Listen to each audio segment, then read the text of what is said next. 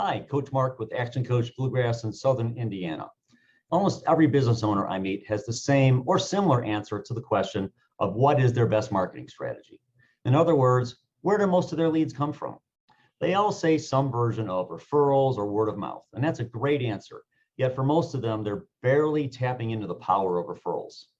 One of the biggest opportunities when it comes to referrals is when you create a system for them that can increase both the quantity and, more importantly, the quality of your referrals. The other benefit of using formal referral strategies is that referral marketing is great in any economy. So with all of the uncertainty right now, getting great at your referral systems is a game changer. Now, there are 10, 11 formal types of approaches that I know of, but you really only need to master a handful to really grow your business in any economy.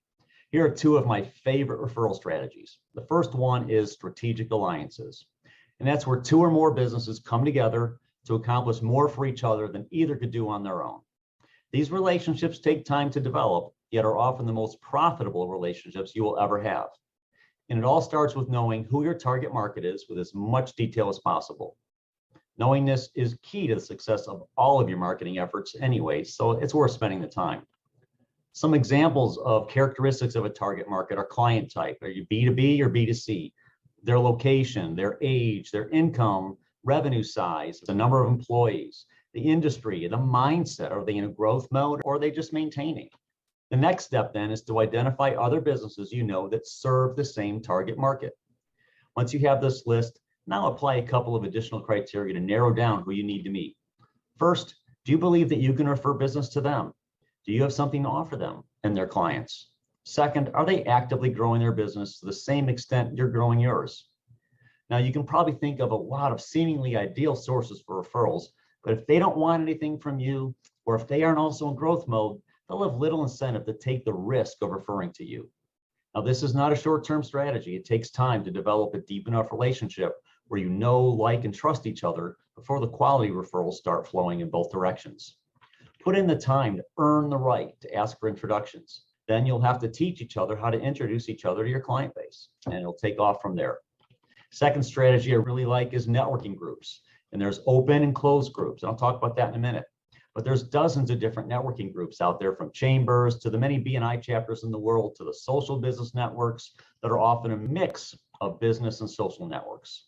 Now, they all work differently, and they all work for anyone willing to work them. Remember, this is networking. It's not net drinking or net socializing if it's referrals that you want.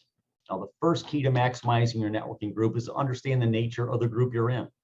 You have to know if it's an open, which means anybody can attend, including multiple people in the same industry, or is it a closed group where it's only one person per industry type? They're both valuable, but they might require a different level of commitment on your part.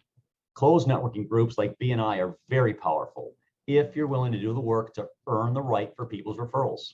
Even though you might be the only painter in the group, the members might already all know and refer to other painters that they have used before they met you. You need to take the time to meet every member, learn about their business and how you can help them.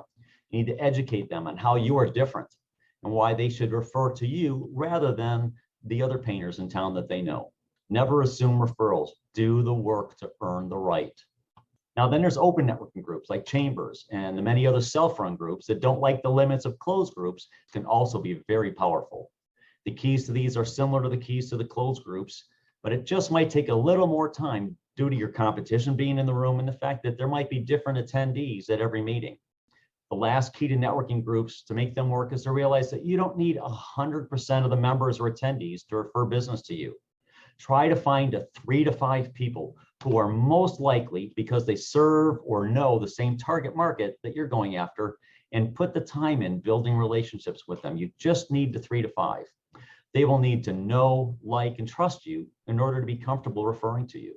As you can see, there are common threads between the different strategies with variations of know, like, and trust for earning the right to ask for referrals.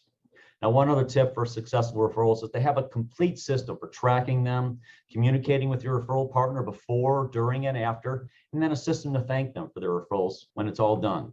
Now, if you're serious about growing your business via referrals in 2023, I invite you to learn how to become a member of Louisville's newest and most powerful business community by going to actioncoachbluegrass.com/membership.